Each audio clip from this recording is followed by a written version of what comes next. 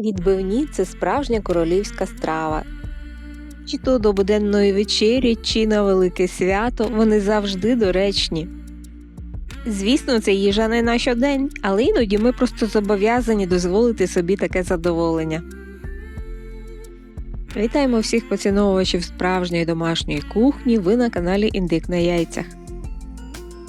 Сьогодні готуємо відбивні і розкриваємо їх основні секрети. Ми розкажемо, як зробити їх неймовірно соковитими. Багато фудблогерів будуть розповідати вам про магічні кляри чи секретні маринади. Але ми скажемо чесно, головний секрет криється зовсім не в цьому. Все починається з ножа та молотка.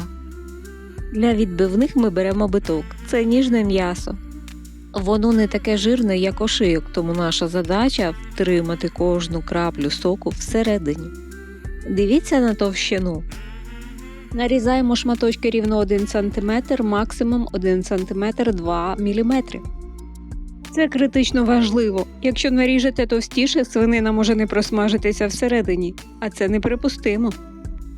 Наріжете тонше, отримайте сухі відбивні або навіть підошву. Тільки цей золотий стандарт гарантує результат. Відбивати потрібно ретельно, але з повагою до м'яса. Воно має стати м'якшим, але при цьому все одно залишатися товстеньким. Не треба бити так, щоб шматок став прозорим і буквально просвічувався на світлі. Нам потрібна структура, відчуття м'яса, а не просто паніровка. На 1 кг битка нам знадобиться 5 яєць. Вбиваємо їх у миску, додаємо сіль, перець та перемішуємо. Блендер чи вінчик не потрібний, збиваємо просто виделкою. Звичайно, у вас може піти 4 яйця або навіть 6, якщо маленькі. Збиваємо яйця ретельно, але без зайвого фанатизму, нам не потрібна висока піна. Головне, щоб білок і жовток повністю з'єдналися в однорідну масу. Саме така текстура дозволить кляру міцно триматися на м'ясі під час смаження. Він не буде відшаровуватися бульбашками.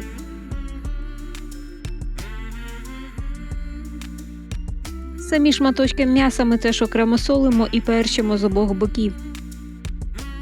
Бажано робити це долонями, буквально втираючи сіль і перець в м'ясо. Не поспішайте їх кидати відразу на пательню. Дайте м'ясу полежати буквально кілька хвилин з перчиком та сіллю.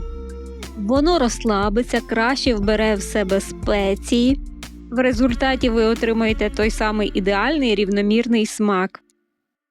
До речі, щодо самого м'яса, коли обираєте биток, дивіться, щоб він був світло-рожевим, без зайвої рідини.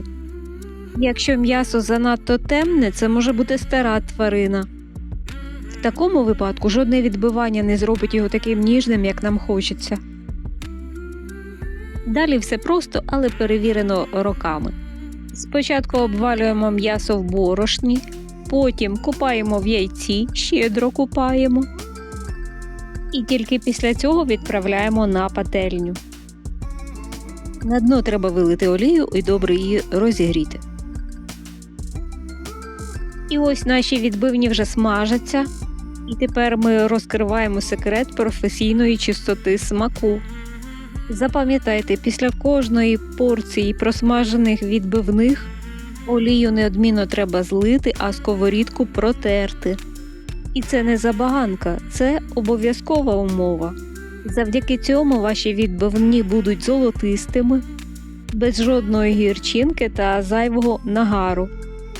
Для кожної партії тільки свіжа олія. І ось вони, наші найніжніші, найсоковитіші. Справжні домашні відбивні. Ви подивіться, який красивий колір вони мають. А смак за вуха не відтягнеш.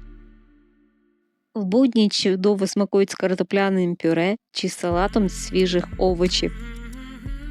Доречні такі відбивні навіть на святковому столі. І якщо вийшли завеликими, можна розрізати на кілька частин. Оживити тарілку допоможе свіжа зелень та помідорчики чері чи просто помідори.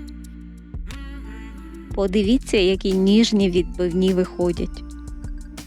Це справжній смак у простоті. Це справжня насолода навіть для гурманів.